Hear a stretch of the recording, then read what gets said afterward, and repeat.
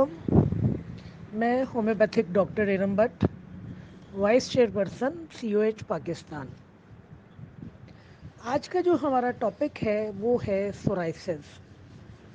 उर्दू में इसको चंबल भी कहते हैं और दाद भी कहते हैं। ये एक जिल्द का मर्ज़ है जिसमें हमारी जिल्द के ऊपर सुर्ख रंग के पैचेस बन जाते हैं जिनमें ख़ारिश होती है और इस पे स्केल्स बनते हैं। स्केल्स आप कह लीजिए जैसे जामे होते हैं ना मछली के ऊपर, वैसे स्केल्स बनते हैं। और ये स्केल या पैचेस जो हैं हमारे जिस्म के किसी भी हिस्से के ऊपर बन सकते हैं। सोराइसिस के बारे में एक बात याद रखने की है कि ये छूत का मर्ज़ नहीं है, यानी ये एक दूसरे को छूने से नहीं लगता है। जैसे जिल्द के कुछ अमराज ऐसे हैं जो छूत के होते हैं, तो सोराइसिस जो है ये छूत का मर्ज़ नहीं है। ये एक ऑटोइम्यून डिज़ीज़ है। ऑटोइम्यून डिज़ीज़ वो होते हैं जिसमें हमारा अपना ही जिस्मानी फंक्शन जो है वो अपने ऊपर ही हमलावर हो जाता है और इसकी कोई वजह भी हमारे सामने नहीं आती कि क्यों इस तरह होता है। अब जैसे कि ये सोराइसिस है, इसमें क्या है कि हमारे वाइट ब्लड सेल्स जो हैं ये हमारे बॉडी सेल्स के ऊपर हमला आवर हो जाते हैं और जिसके नतीजे में ये मर्ज़ पैदा होता है। इस मर्ज़ में होता ये है कि हमारे जो स्किन सेल्स हैं वो बड़ी तेज़ी के साथ बनना शुरू हो जाते हैं। इतनी तेज़ी के साथ बनते हैं कि फिर वो स्केल्स की सूरत में या पैच की सूरत में हमारे जिल्द की सतह के ऊपर जो हैं वो ज़ाहिर होना शुरू हो जाते हैं। अब ये पैच जो हैं हमारे जिस्म में कहीं भी बन सकते हैं। हमारे घुटनों में बन सकते हैं, बगलों में बन सकते हैं, हाथों पे बन सकते हैं, चेहरे पे बन सकते हैं। कोई भी बॉडी का हिस्सा जो है इसमें कवर हो सकता है और कहीं पर भी ये सोराइसिस जो है अपनी जगह बना सकता है। बहुत कम ऐसा होता है कि सोराइसिस में हमारे नाखून इन्वॉल्व हों या हमारे मुंह यानी कि मुंह के अंदर का हिस्सा जो है वो इन्वॉल्व हो या हमारे जेनिटल्स के इर्द गिर्द का एरिया जो है वो इसमें इन्वॉल्व हो। इसके होने की एक वजह तो जिस तरह मैंने आपको कहा कि ये ऑटोइम्यून डिजीज़ है, लेकिन एक वजह ये भी करार दी जाती है कि हो सकता है कि ये जेनेटिकली मर्ज़ जो है मुंतकिल होता हो। लेकिन वो लोग जो डायबिटीज़ में मुब्तला हैं या जिनको दिल की प्रॉब्लम्स हैं, जो एंग्जाइटी या डिप्रेशन का शिकार हैं, वो उन लोगों में इस मर्ज़ के होने के चांसेस जो हैं वो पाए जा सकते हैं। ये मर्ज़ जब हमारे सामने आता है तो इसके जो सिम्टम्स हमारे सामने आते हैं वो ये कि हमारी स्किन जो है वो बहुत ज़्यादा रेड हो जाती है। रेड होने के अलावा उसमें ख़ारिश बहुत ज़्यादा पाई जाती है। फिर पैचेस बनना शुरू हो जाते हैं, उसमें स्केल्स भी हो सकते हैं। हमारी स्किन में ड्राइनेस इतनी ज़्यादा हो जाती है कि उस ड्राइनेस की वजह से हमारी जो जल्द है वो क्रैक्स उसमें पड़ना शुरू हो जाते हैं और ब्लीडिंग शुरू हो जाती है। बर्निंग भी बहुत ज़्यादा होती है इसमें और इसके साथ हमारे जो जोड़ हैं वो भी स्वेल कर सकते हैं और उनमें दर्द पाई जा सकती है। सोराइसिस की मुख्तलिफ़ टाइप्स भी हैं। इनमें से एक जो इसकी टाइप है वो प्लेक सोराइसिस है। ये आम तौर पर जो है आप कह लीजिए कि हमारी कोहनियों पर, हमारे घुटनों पर, हमारी खोपड़ी पर इसका ज़्यादा असर होता है और 80% लोग जो हैं वो आम तौर पर इसी सोराइसिस का शिकार होते हैं। दूसरी इसकी किस्म है गुटेट सोराइसिस।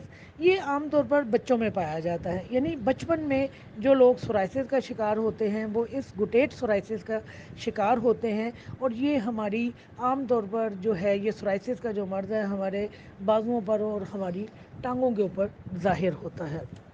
फिर एक सोराइसिस की किस्म जो है वो है इन्वर्स सोराइसिस है।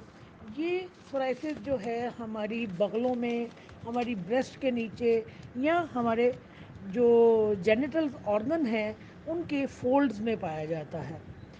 एक सोराइसिस की जो टाइप है वो पोस्ट्यूलर सोराइसिस है।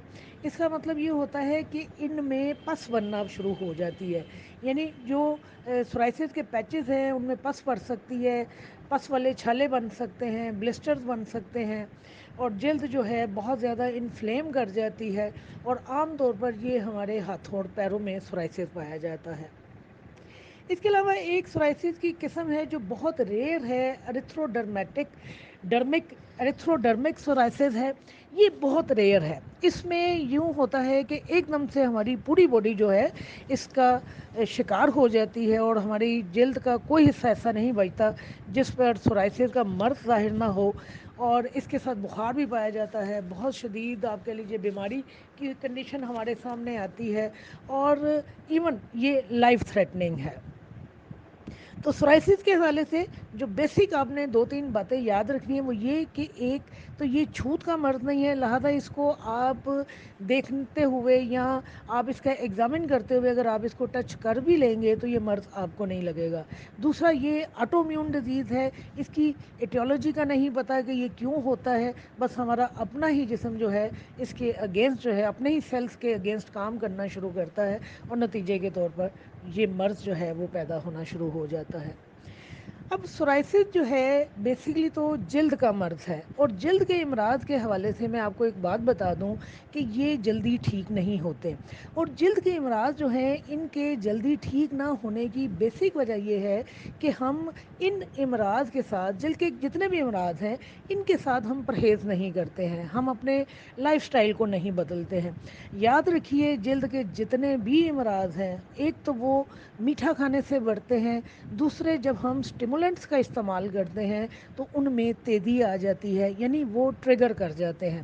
جیسے کہ اگر آپ جلد کے مرض میں مبتلا ہیں، آپ کو خارش ہے یا آپ کو سورائسس ہے یا آپ کو کوئی دوسرا مرض ہے جلد کا، اور آپ اچار کا استعمال کر رہے ہیں، آپ تیز مرچوں کا استعمال کر رہے ہیں، ہری مرچوں کا آپ استعمال کر رہے ہیں، آپ بوتل کا استعمال کر رہے ہیں، آپ میٹھی اشیاء جو ہے بہت زیادہ کھا رہے ہیں، کافی پی رہے ہیں، تیز چائے پی رہے ہیں، تو نتیجے کے طور پر کیا ہوگا کہ آپ کے جلد کے جو امراض ہیں وہ ٹریگر کر جاتے ہیں.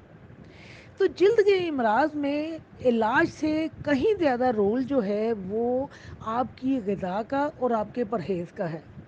جب آپ کسی بھی، میں یہ سورائسس کے حوالے سے بھی بات کر رہی ہوں، اور میں اس میں جلد کے دوسرے امراض جو ہیں ان کو بھی انوالو کر رہی ہوں، کہ جب بھی آپ کبھی جلد کے کسی امراض میں، جلد کے مرض میں مبتلا ہوں، تو آپ کو چاہیے کہ آپ اپنی ڈائٹ، اپنا رہن سہن، اپنے کھانے پینے میں احتیاط برتیں.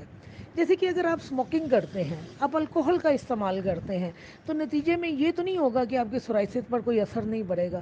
جو لوگ شراب پیتے ہیں کثرت کے ساتھ یا کثرت کے ساتھ اسموکنگ کرتے ہیں، اور اگر وہ سورائسس کے مرض کا شکار ہوتے ہیں تو نتیجے کے طور پر ان کا سورائسس جو ہے وہ ٹریگر کر جاتا ہے. پاکستان میں ویسے یہ ایک آپ کہہ لیجیے سہولت ہے کہ پاکستان میں اس مرض کی جو ریشو ہے وہ 2 سے 4% ہے. یعنی ہمارے پاکستان میں یہ اس مرض کی ریشو بہت کم ہے، لیکن امریکہ میں اس مرض کی ریشو بہت زیادہ ہے. تو جہاں پر شراب نوشی اور سگریٹ کثرت کے ساتھ استعمال کیا جائے گا، وہاں پر جو سورائسس ہے وہ ٹریگر کر جائے گا. اس کے علاوہ اگر آپ کو جس جگہ سورائسس کے پیچز ہیں یا جلد جو ہے انفلیم ہے، ریڈ ہے، وہاں پر اگر کوئی کیڑا کاٹ جائے یا وہاں پر کوئی چوٹ لگ جائے، کوئی رگڑ لگ جائے، تو اس کے نتیجے میں بھی آپ کا یہ سورائسس جو ہے یہ ٹریگر کر جاتا ہے، زیادہ ہو جاتا ہے. اس میں برننگ زیادہ ہونا شروع ہو جاتی ہے، اس میں خارش بہت زیادہ ہونا شروع ہوتی ہے، جلد جو ہے بہت زیادہ ڈرائی ہونا شروع ہو جاتی ہے. بالکل اسی طرح جب ہارمونل چینجز آتی ہیں، یعنی پوبرٹی ایج آتی ہے یا جب سن یاس کا زمانہ آتا ہے، تو اس صورت میں بھی سورائسس جو ہے وہ زیادہ ہو جاتا ہے. کچھ ہماری میڈیسنز بھی ہیں، جیسے بلڈ پریشر کی میڈیسنز ہیں یا ہماری اینٹی انفلیمیٹری میڈیسنز ہیں، یہ بھی سورائسس کو بڑھانے میں ایک رول پلے کرتی ہیں. اسی طرح وہ لوگ جو تھروٹ انفیکشن کا شکار ہوتے ہیں، وہاں پر بھی یہ مرض جو ہے ٹریگر کر جاتا ہے. یہ تھروٹ انفیکشن جو ہے یہ مرض پیدا نہیں کرتی، یعنی آپ آلریڈی سورائسس کا شکار ہیں اور ساتھ میں اگر آپ کا گلا بھی انوالو ہو گیا، آپ کو تو گلے میں انفیکشن ہو گئی، تو اس انفیکشن کے نتیجے میں آپ کا سورائسس جو ہے وہ ٹریگر کر جاتا ہے. اسی طرح HIV جو ہمارا ڈیزیز ہے، اس میں بھی ہمارا سورائسس جو ہے وہ بہت زیادہ تیزی اختیار کر جاتا ہے. اس کی جو تکالیف ہیں، اس کے جو سمٹمز ہیں، ان میں بہت زیادہ جو ہے وہ اضافہ ہو جاتا ہے. آپ چاہیں تو دوا کے بغیر بھی اس مرض کا علاج کر سکتے ہیں انیشیل سٹیجز کے اوپر، لیکن وہ یہ انیشیل سٹیجز کے اوپر ہے، لیکن اگر مرض بگڑ گیا ہے تو دوا کے ساتھ ساتھ پرہیز بہت ضروری ہے۔ جس طرح میں نے آپ کو کہا کہ آپ نے اسٹیمولنٹس کا استعمال نہیں کرنا ہے، اگر آپ اسٹیمولنٹس کا استعمال کریں گے تو آپ اس مرض سے چھٹکارا نہیں پا سکیں گے۔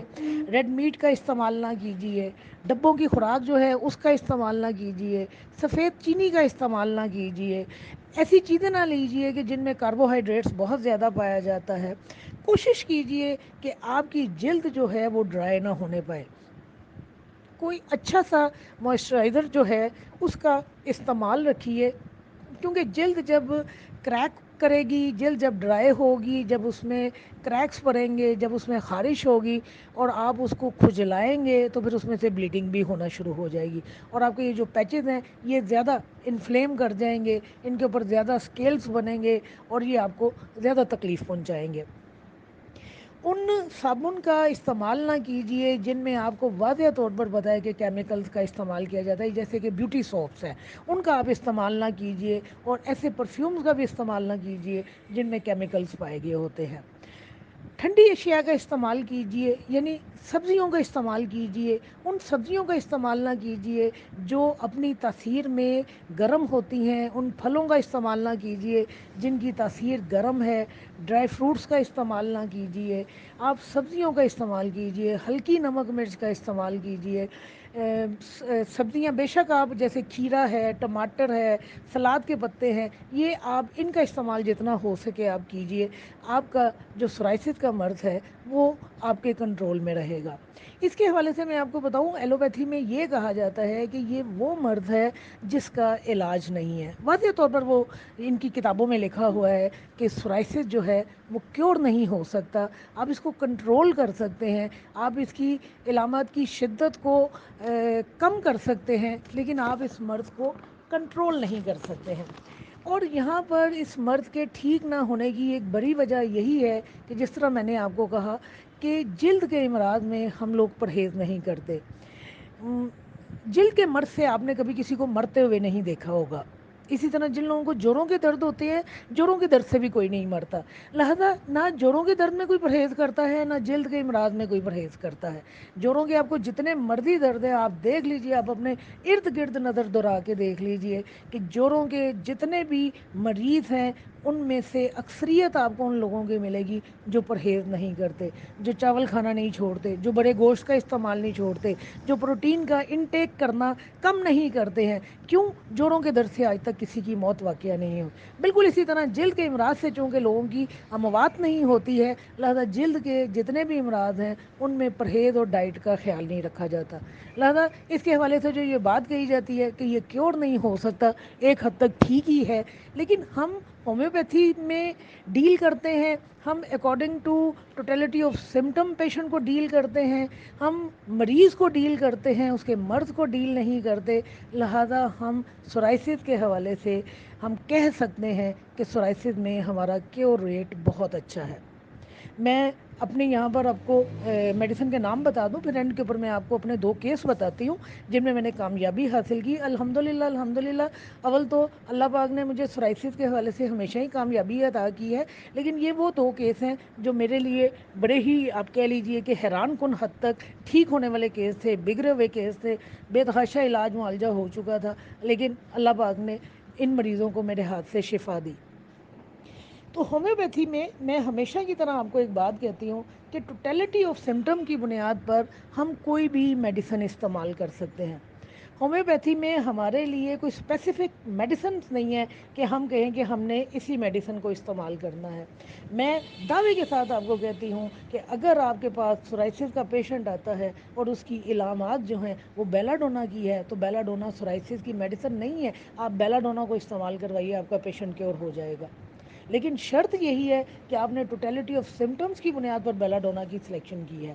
اینی ہاؤ، ہمارے پاس جو سورائسس کی بہترین ادویات ہیں جن کو ہم ہومیوپیتھی میں استعمال کرتے ہیں اور ہم کامیابی حاصل کرتے ہیں، ان میں سر فہرست ہماری جو میڈیسن ہے وہ سورائنم ہے۔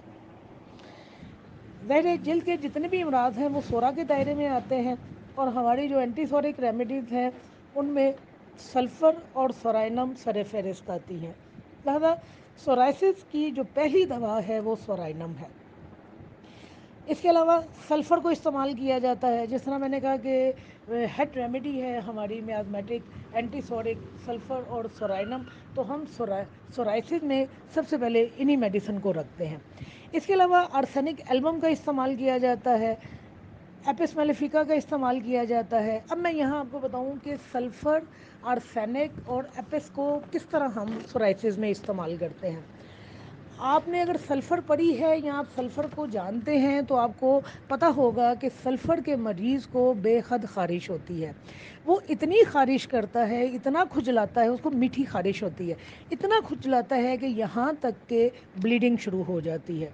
आर्सेनिक के पेशेंट में भी बहुत ज़्यादा ख़ारिश पाई जाती है।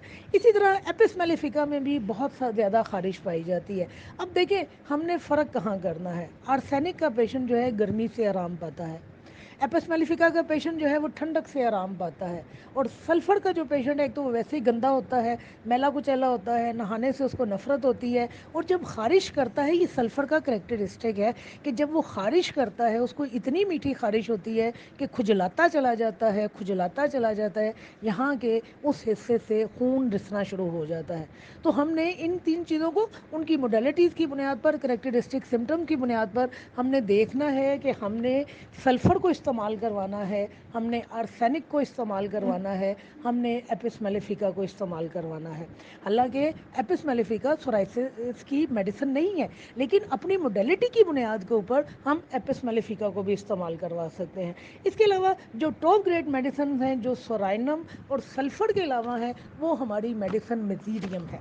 मेजीरियम को हम इस्तेमाल करवाते हैं, हम पेट्रोलियम को इस्तेमाल करवाते हैं, और आपको यहाँ पे हैरत होगी कि रुस्टॉक्स जो है हमारी मेडिसिन, वो आम तौर पर जोड़ों के दर्द के लिए मशहूर है, लेकिन रुस्टॉक्स में भी जल्द की बेशुमार इलामात पाई जाती हैं, और सोराइसिस में भी रुस्टॉक्स को इस्तेमाल किया जाता है। मर्क सॉल को इस्तेमाल किया जाता है। फिर आप एंटम क्रूडम को इस्तेमाल करवा सकते हैं, लाइकोपोडियम को इस्तेमाल करवाया जाता है, फॉस्फोरस को इस्तेमाल करवाया जाता है। ये हमारी सोराइसिस की टॉप ग्रेड मेडिसिन है। इवन स्टेफी फेगेरिया को इस्तेमाल करवाया जाता है, और आर्सेनिक आयोडेटम को इस्तेमाल करवाया जाता है। यहाँ मैं सबसे एंड पे मेडिसिन का नाम लेने लगी हूँ कि चूँकि थूजा जो है हमारी एंटी साइकोटिक रेमेडी है, और जल्द के अमराज जो हैं वो हमारे सोरा से रिलेटेड है, लेकिन यहाँ पर आप देखिए कि थूजा जो है एक बेहतरीन दवाई है सोराइसिस की।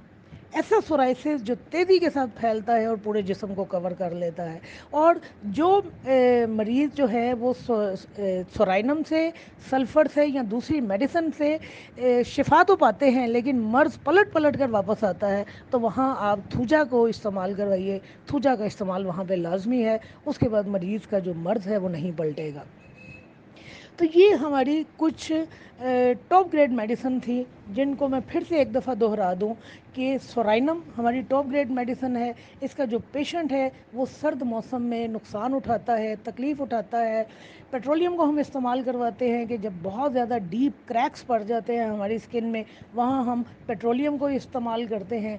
सल्फ़र का इस्तेमाल शदीद जलन और ख़ारिश के लिए किया जाता है। जिस तरह मैंने आपको कहा कि पेशेंट खुजलाते खुजलाते ब्लीडिंग शुरू करवा देता है अपने उस हिस्से की। इसी तरह मर्क सॉल का इस्तेमाल उस सोराइसिस में किया जाता है जो कि हमारे सर की खोपड़ी के ऊपर पाई जाती है।